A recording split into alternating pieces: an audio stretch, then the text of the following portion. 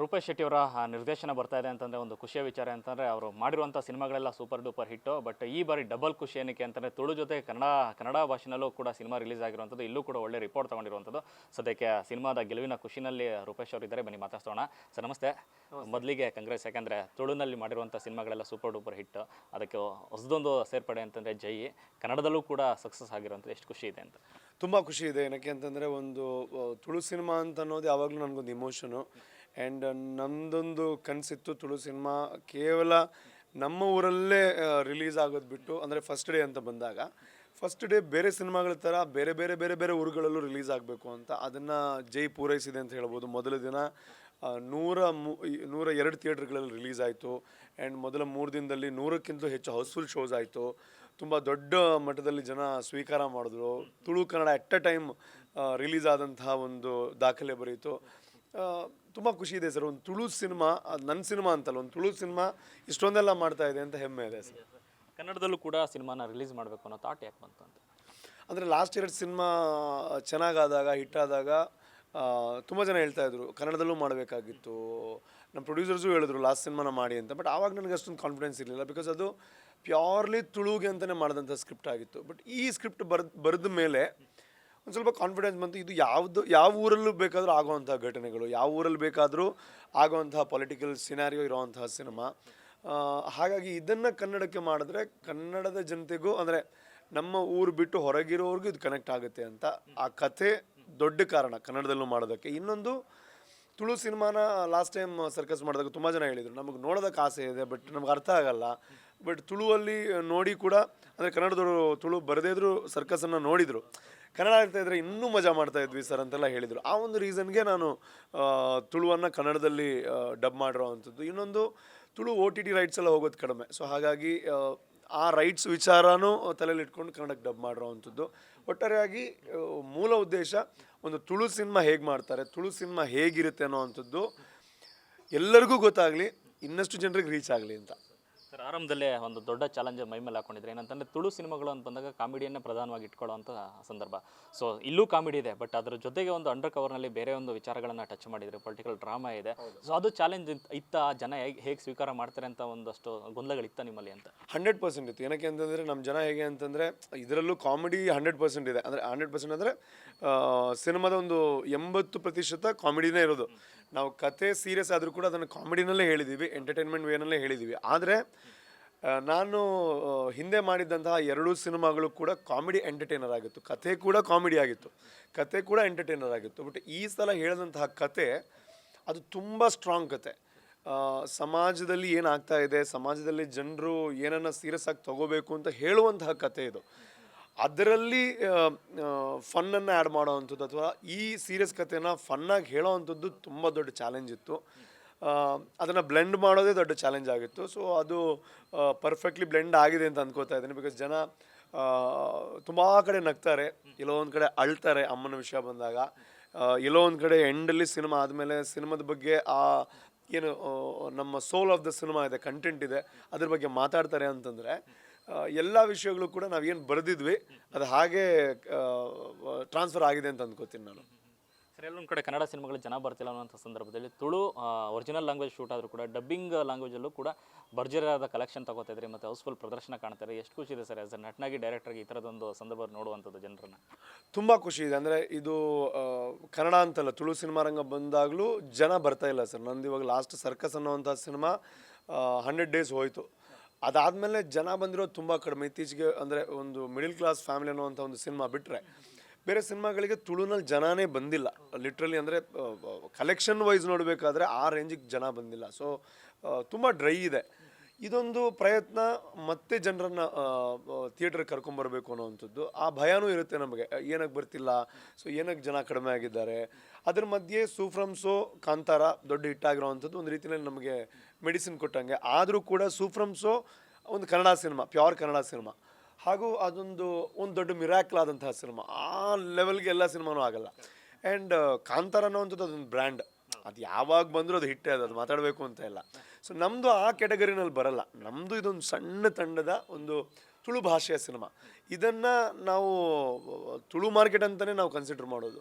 So ಅದರಲ್ಲಿ ಇಷ್ಟು ಜನ ಬಂದಿರೋದು, ಇಷ್ಟು ದೊಡ್ಡ ಮಟ್ಟಕ್ಕೆ ಹಿಟ್ ಆಗಿರೋವಂಥದ್ದು, we are really happy sir, we really happy. ಈ ಮೊದಲ ವಾರ ರೆಸ್ಟ್ ಮಾಡಿ ಎಷ್ಟು ದಿನ ಆಯಿತು ಅಂತ, ಯಾಕಂದರೆ ಕಾಣಿಸ್ತಾ ಇದೆ ನಾನು ಅಲ್ಲಿ ಮಾತಾಡ್ತಾ ಇದ್ರೆ ನೀವು ಇನ್ನೂ ಅದೇ ಕೆಲಸದಲ್ಲಿದ್ದೀರಿ. ಯಾಕಂದರೆ ಸಿನಿಮಾ ಟೈಟಲ್ ಲಾಂಚ್ ಆದ ಸಂದರ್ಭದಲ್ಲಿ ಒಂದು ಸಿನಿಮಾ ಟೈಟಲ್ನೂ ಕೂಡ ಈ ಮಟ್ಟಕ್ಕೆ ಪ್ರಚಾರ ಮಾಡೋದು, ಪ್ರಮೋಟ್ ಮಾಡೋದು ಅಂತ ನಿಮ್ಮಿಂದ ಅದು ತುಳು ಇಂಡಸ್ಟ್ರಿ ತೋರಿಸ್ಕೊಟ್ಟಿದ್ರೆ.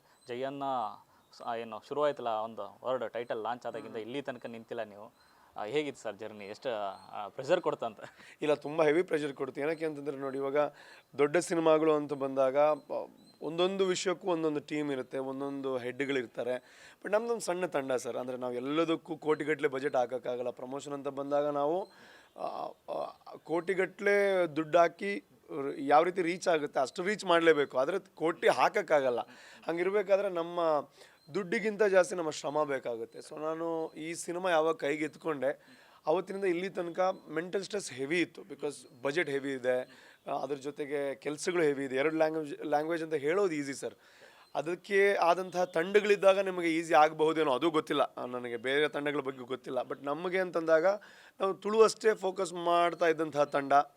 ಕನ್ನಡನೂ ನಾವೇ ಡಬ್ ಮಾಡಿದ್ವಿ, ಕನ್ನಡನೂ ನಾವೇ ರಿಲೀಸ್ ಮಾಡಿದ್ವಿ. ಎಲ್ಲ ಮಾಡಿದಾಗ ಅದನ್ನೆಲ್ಲ ಬ್ಯಾಲೆನ್ಸ್ ಮಾಡೋದು ತುಂಬ ಕಷ್ಟ ಸರ್. ಆಮೇಲೆ ಎಟ್ ಎ ಟೈಮ್ ಎಲ್ಲ ಕಡೆಗಳಲ್ಲಿ ರಿಲೀಸ್ ಮಾಡೋದು ಅನ್ನೋಂಥದ್ದು ಕೇಳೋದಕ್ಕೆ ತುಂಬ ಈಸಿ, ನೋಡೋದಕ್ಕೆ ತುಂಬ ಖುಷಿ ಕೊಡುತ್ತೆ.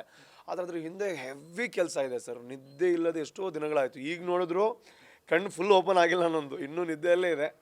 ಬಟ್ ಖುಷಿ ಇದೆ ಒಂದು ಕಡೆ. ನಿದ್ದೆ ಎಲ್ಲ ಮ್ಯಾಟ್ರ್ ಆಗಲ್ಲ, ಬಿಕಾಸ್ ಸಿನಿಮಾ ಚೆನ್ನಾಗಿ ಆಗ್ತಾ ಇದೆ. ಒಂದು ಒಳ್ಳೆ ಸಿನಿಮಾಗೆ ಈಗ ಕಲೆಕ್ಷನ್ ಬಂದಿದೆ, ಹೌದು ಖುಷಿ ಇದೆ. ಅದಕ್ಕಿಂತಲೂ ಜಾಸ್ತಿ ಒಬ್ಬ ಡೈರೆಕ್ಟ್ರಿಗೆ ಏನು ಖುಷಿ ಕೊಡುತ್ತೆ ಅಂದರೆ ಸರ್, ಕಲೆಕ್ಷನ್ ಎಲ್ಲ ಲೆಕ್ಕ ಬರೋದೇ ಆಮೇಲೆ. ಒಂದು ದಿನ ಮುಗಿದ ಮೇಲೆ ಒಂದು ದಿನಕ್ಕೆ ಇಷ್ಟ ಆಯಿತು, ಅಥವಾ ಒಂದು ವಾರ ಮುಗಿದ ಮೇಲೆ ಒಂದು ವಾರದ ಕಲೆಕ್ಷನ್ ಇಷ್ಟ ಆಯಿತು ಅಂತ. ಆದರೆ ಡಿರೆಕ್ಟ್ರಿಗೆ ಮೊದಲ ಗೆಲುವು ಸಿಗೋದು ಜನ ನೋಡಿ ಹೊರಗೆ ಬಂದು ಒಂದು ಒಪಿನಿಯನ್ ಕೊಡ್ತಾರಲ್ವ ಸರ್. ಕ್ಯಾಮ್ರಾ ಮುಂದೆ ಅಲ್ಲ, ಜೆನ್ಯೂನಾಗಿ ಒಂದು ಒಪಿನಿಯನ್ ಬರುತ್ತೆ. ಅದು ಚೆನ್ನಾಗಿದೆ ಅಂತಂದರೆ ಅದು ಫಸ್ಟ್ ಗೆಲುವು ಸರ್. ಅದು ನಮಗೆ ಪ್ರೀಮಿಯರ್ ಶೋನಲ್ಲೇ ಸಿಕ್ಕಾಗಿತ್ತು. ಸೊ ಈಗ ಕಲೆಕ್ಷನು ಚೆನ್ನಾಗಿ ಆಗ್ತಾ ಇದೆ. ನಿದ್ದೆ ಇಲ್ಲ ಅನ್ನೋವಂಥದ್ದು ಸತ್ಯ. ಆದರೆ ನಿದ್ದೆ ಇಲ್ಲದೆ ಇದ್ದರೂ ಪರವಾಗಿಲ್ಲ. ಬಿಕಾಸ್ ನಾವೆಲ್ಲ ಕಲಾವಿದರು ಹೇಗೆ ಅಂತಂದರೆ ಸರ್, ನಮಗೆ ನಿದ್ದೆ ಮಾಡೋವಂಥ ಅವಕಾಶ ದಿನಾಲೂ ಇರುತ್ತೆ ಸರ್ ಕಲಾವಿದರಿಗೆ. ಬಿಕಾಸ್ ಕೆಲಸ ಕಡಿಮೆ ಇರುತ್ತೆ ಅಲ್ಲ, ಯಾರಿಗೂ ಕೈ ತುಂಬ ಕೆಲಸ ಇರಲ್ಲ. ಕಲಾವಿದರು ಹೆಂಗೆ ಅಂತಂದರೆ, ಅಂದರೆ ನಾವೆಲ್ಲ ಹೊಸ ಕಲಾವಿದರು. ಸೊ ನಮಗೆ ಮಲಗೋ ಆಪ್ಷನ್ ಡೈಲಿ ಇರುತ್ತೆ, ರೆಸ್ಟ್ ಮಾಡೋ ಆಪ್ಷನ್ ಡೈಲಿ ಇರುತ್ತೆ. ಕೆಲಸಗಳು ಯಾವಾಗಲೂ ಅಂದರೂ ಒಂದ್ಸಲ ಬರೋದು ಸರ್. ಅಂದರೆ ಯಾವಾಗಲೂ ಒಂದ್ಸಲ ದೊಡ್ಡ ಕೆಲಸಗಳು ಸಿಗೋದು. ನಿದ್ದೆ ಮತ್ತೇನೂ ಮಾಡ್ಬೋದು. ಸೊ ನಿದ್ದೆ ಎಲ್ಲ ಮ್ಯಾಟ್ರೇ ಆಗಲ್ಲ ಸರ್ ನಮಗೆ. ಇವಾಗ ರೆಸ್ಟ್ ಎಲ್ಲ ಮ್ಯಾಟ್ರೇ ಆಗಲ್ಲ ಸರ್. ಯಾವುದೇ ವೇದಿಕೆ ಇದ್ದರೂ ನೀವು ಸ್ಟಾರ್ಟ್ ಮಾಡಿದೆ ಮಾತ್ರಲ್ಲ ಅಂತ ಸ್ಟಾರ್ಟ್ ಮಾಡ್ತೀರಿ. ಸೊ ಕನ್ನಡಿಗರು ಕೂಡ ನಿಮ್ಮನ್ನು ಮನೆ ಮಗನ ಥರ ಸ್ವೀಕಾರ ಮಾಡಿದ್ದಾರೆ. ಬಟ್ ಇವತ್ತು ಶೋಗಳು ಏನು ನಡೀತದೆ ನೋಡಿದವ್ರದೆಲ್ಲ ಒಳ್ಳೆ ರಿಪೋರ್ಟು, ಆ ಥರ ಪ್ರೀತಿ ಕೊಟ್ಟಿದ್ದಾರೆ. ಏನು ಹೇಳೋಕ್ಕೆ ಇಷ್ಟಪಡ್ತೀರಿ ಇವತ್ತಿಗೆ?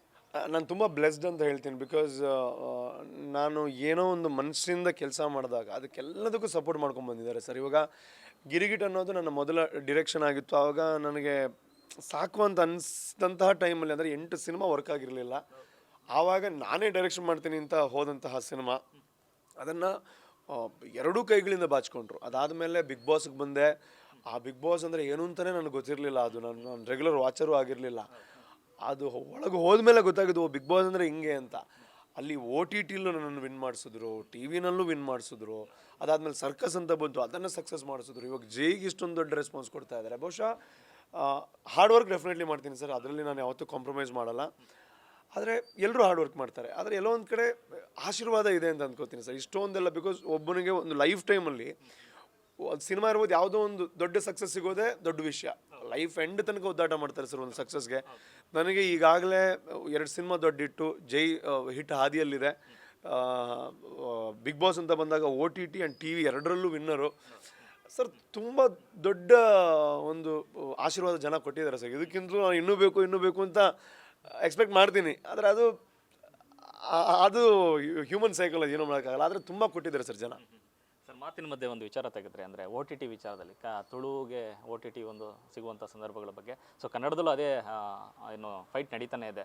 ಸೊ ಎಲ್ಲೋ ಒಂದು ಕಡೆ ಸಂಘಟಿತ ಹೋರಾಟ ಬೇಕಾ ಅಂತ ಇಂಡಸ್ಟ್ರಿಯಲ್ಲಿ OTTನಲ್ಲಿ ಸಿನಿಮಾಗಳು ಖರೀದಿ ಮಾಡೋ ವಿಚಾರದಲ್ಲಿ, ಅಥವಾ ನಮ್ಮ ಸ್ಯಾಟಲೈಟ್ ಅಂದರೆ ಏನು ಸ್ಯಾಟಲೈಟ್ ರೈಟ್ಸ್ ಕನ್ನಡ ಚಾನಲ್ಸ್ಗಳು ಕನ್ನಡ ಸಿನಿಮಾಗಳಿಗೆ ಮೊದಲ ಆದ್ಯತೆ ಕೊಡುವಂಥ ರೀತಿಯಲ್ಲಿ ಒಂದು ಹೋರಾಟ ಬೇಕಾ ಅಂತ ಇಂಡಸ್ಟ್ರಿಯಲ್ಲಿ?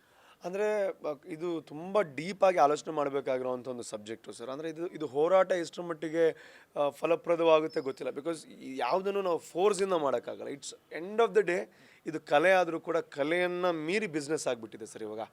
ಯಾರು ಚೆನ್ನಾಗಿ ಆ್ಯಕ್ಟ್ ಮಾಡ್ತಾರೆ ಅಂತ ನೋಡಿ ಯಾರು ಸಿನಿಮಾ ಕೊಡೋದಿಲ್ಲ. ಈಗಿನ ಕಾಲ ಹೆಂಗಾಗಿದೆ ಅಂದರೆ ಯಾರು ಚೆನ್ನಾಗಿ ಆ್ಯಕ್ಟ್ ಮಾಡ್ತಾರೆ, ಯಾರು ಚೆನ್ನಾಗಿ ಹಾಡು ಆಡ್ತಾರೆ, ಯಾರು ಚೆನ್ನಾಗಿ ಡ್ಯಾನ್ಸ್ ಮಾಡ್ತಾರೆ ಯಾರೂ ನೋಡಲ್ಲ.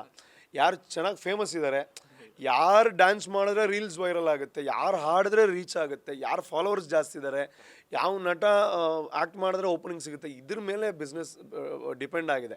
ಹಾಗಿರ್ಬೇಕಾದ್ರೆ ಹೋರಾಟ ಮಾಡಿದ್ರೆ ಬಹುಶಃ ದುಡ್ಡು ಕೊಡೋದಕ್ಕೆ ಯಾರೂ ಮುಂದೆ ಬರಲ್ಲ. ಇಲ್ಲಿ ಏನಾಗಬೇಕು ಅಂತಂದರೆ ಸಂಘಟಿತವಾಗಿ ಯಾವ ರೀತಿ ಹೋರಾಟ ಆಗಬೇಕು ಅಂತಂದರೆ ಒಳ್ಳೆಯ ಸಿನಿಮಾ ಅಂದರೆ ಕ್ವಾಲಿಟಿ ಕಂಟೆಂಟ್ ಮಾಡೋ ಅಂಥದ್ದು ಬೇಸಿಕ್ ಆಗಬೇಕು. ಅದರ ಜೊತೆಗೆ ನಮ್ಮ ಭಾಷೆ ಅಂತ ಬಂದಾಗ ಅಲ್ಲೊಂದು ಆದ್ಯತೆ ಕೊಡುವಂಥದ್ದು ಆಗಲೇಬೇಕಾಗುತ್ತೆ. ಅದರ ವಿಚಾರವಾಗಿ ಹೋರಾಟ ಆದರೆ ತುಂಬ ಒಳ್ಳೆಯದು. ಇವಾಗ ನಮ್ಮಲ್ಲೂ OTT ಪ್ಲ್ಯಾಟ್ಫಾರ್ಮ್ಗಳಿದೆ, ಅಥವಾ ಅಮೆಝಾನ್ ಇರ್ಬೋದು, ನೆಟ್ಫ್ಲಿಕ್ಸ್ ಇರ್ಬೋದು. ಇಲ್ಲಿನ ಮಾರ್ಕೆಟನ್ನು ಎಷ್ಟು ಅವರು ಹಚ್ಕೋತಾರೆ ಅಥವಾ ಇಲ್ಲಿನ ಸಿನಿಮಾಗಳನ್ನ ಎಷ್ಟು ತಗೋತಾರೆ ಅಂತಂದರೆ ತುಂಬ ಕಡಿಮೆ ಕಂಪೇರ್ಡ್ ಟು ನೀವು ಮಲಯಾಳಂ ನೋಡಿದ್ರೆ ಅವರು OTTಯಲ್ಲಿ ಅವರ ಸಿನಿಮಾಗಳು ರೆಗ್ಯುಲರಾಗಿ ಬರ್ತಾ ಇದೆ, ಬೈ ಮಾಡ್ಕೊಂಡು ಬರ್ತಾ ಇದೆ. ಬಟ್ ನಮ್ಮ ಸಿನಿಮಾಗಳು ಪೇಪರ್ ವ್ಯೂವನ್ನು ಪಡ್ಕೊಳ್ಳೋದಕ್ಕೂ ಒದ್ದಾಟ ಮಾಡ್ತಾ ಇದೆ. ಅದು ಎಲ್ಲಿ ತನಕ ಆಗಿದೆ ಅಂತಂದರೆ ಒಂದು ಪೇಪರ್ ವ್ಯೂಗೆ ಹಾಕಬೇಕು ಅಂತಂದ್ರೆ ಇವಾಗ ಏಜೆನ್ಸಿಗಳು ಹುಡ್ಕೊಂಡ್ಬಿಟ್ಟಿದೆ. ಅವ್ರಿಗೊಂದು 5 ಲಕ್ಷ ಪೇಮೆಂಟ್ ಕೊಡಬೇಕು ನಾವು. ಪೇಪರ್ ವ್ಯೂ ಅಂದರೆ ಅದರಲ್ಲೂ ಬರುತ್ತೆ ಅಂತ ಏನೋ ಕನ್ಫರ್ಮ್ ಇಲ್ಲ, ಪೇಪರ್ ವ್ಯೂಗೂ ದುಡ್ಡು ಕೊಡಬೇಕು. ಇದೊಂದು ರೀತಿಯಲ್ಲಿ ಬಹುಶಃ ಈ ಅಸ್ತ್ರ ಇರೋವಂಥದ್ದು ಜನರಲ್ಲಿ ಹೇಗೆ ಅಂತಂದರೆ, ಈಗ ಒಂದು ಸಿನಿಮಾ ಗೆಲ್ಲಬೇಕು ಅಂತಂದರೆ ಪ್ರೊಡ್ಯೂಸರ್ ಮನಸ್ಸು ಮಾಡೋಕ್ಕಾಗಲ್ಲ, ಡೈರೆಕ್ಟರ್ ಮನಸ್ಸು ಮಾಡೋಕ್ಕಾಗಲ್ಲ, ಆ್ಯಕ್ಟರ್ ಮನಸ್ಸು ಮಾಡೋಕ್ಕಾಗಲ್ಲ, ನೋಡೋ ಜನ ಮನಸ್ಸು ಮಾಡಬೇಕು. ನೋಡೋವಂಥ ಜನ ಯಾವಾಗ ಜಾಸ್ತಿ ನಂಬರಲ್ಲಿ ನೋಡ್ತಾರೆ ಆವಾಗಷ್ಟೇ ಎಲ್ಲನೂ ಫಾಲ್ ಇನ್ ಪ್ಲೇಸ್ ಆಗೋವಂಥದ್ದು. ಸೊ ಇವಾಗ OTTನಲ್ಲೂ ಕನ್ನಡ ಸಿನಿಮಾಗಳು ಬಂದಾಗ ಅದನ್ನು ಜಾಸ್ತಿ ನೋಡಬೇಕು, ಜಾಸ್ತಿ ಸಬ್ಸ್ಕ್ರಿಪ್ಷನ್ಸ್ ಆಗಬೇಕು. ಆವಾಗ ನಾವು ಹೋರಾಟನೇ ಮಾಡಬೇಕಾಗಿಲ್ಲ, ನಮಗೆ ಅವ್ರು ಆದ್ಯತೆ ಕೊಟ್ಟೇ ಕೊಡ್ತಾರೆ. ಸೊ ಅದು ಗೊತ್ತಿಲ್ಲ ಅದು ಹೆಂಗೆ ಎಲ್ಲನೂ ಆರ್ಗನೈಸ್ಡಾಗಿ ಆಗಬೇಕು ಅಂತ. ನಮ್ಮ ಸೈಡಿಂದನೂ ಎಫರ್ಟ್ ಬೇಕಾಗುತ್ತೆ, ಪ್ಲ್ಯಾಟ್ಫಾರ್ಮ್ಗಳ ಸೈಡಿಂದನೂ ಸಪೋರ್ಟ್ ಬೇಕಾಗುತ್ತೆ, ಜನರ ಸೈಡಿಂದ ಎಕ್ಸ್ಟ್ರಾ ಸಪೋರ್ಟ್ ಬೇಕಾಗುತ್ತೆ. ಇದೆಲ್ಲ ಕೂಡ್ಕೊಂಬಂದರೆ ಬಹುಶಃ ಇದೆಲ್ಲ ಸಾಲ್ವ್ ಆಗ್ಬೋದು. ಆದರೆ ನಾನು ಹೇಳೋದು ಏನೇ ಆದರೂ ಥಿಯೇಟ್ರಲ್ಲಿ ಫಸ್ಟ್ ಗೆಲ್ಲಬೇಕು ಸರ್. ಇವಾಗಲೂ ನೋಡಿ ಥಿಯೇಟ್ರಲ್ಲಿ ಗೆದ್ದಾಗ OTT ಪ್ಲ್ಯಾಟ್ಫಾರ್ಮ್ ಅವರು ಹುಡ್ಕೊಂಬರ್ತಾರೆ ಸರ್. ಹಾಗಾದರೆ ನೀವು ಎಷ್ಟೇ ವರ್ಷಗಳು ಕಳೆದ್ರು, ಎಷ್ಟೇ ಪ್ಲ್ಯಾಟ್ಫಾರ್ಮ್ಗಳು ಬಂದರೂ ಥಿಯೇಟರಲ್ಲಿ ಗೆದ್ದರೆ ನಿಮಗೆ ಮಾನ್ಯತೆ ಇದ್ದೇ ಇದೆ. ಸೊ ಹಾಗಾಗಿ ಫೋಕಸ್ ಮಾಡಬೇಕಾಗಿರೋವಂಥದ್ದು ಮೊದಲು ಬಾಕಿ ಇರೋ ಬಿಸ್ನೆಸ್ ಎಲ್ಲ ಬಿಟ್ಟು ಥಿಯೇಟ್ರಲ್ಲಿ ಜನ ಬರ್ಸೋಣ. ಅದು ಬಂದಾಗ ಬಾಕಿ ಎಲ್ಲ ಅದ್ರ ಪಾಡಿಗಾಗುತ್ತೆ.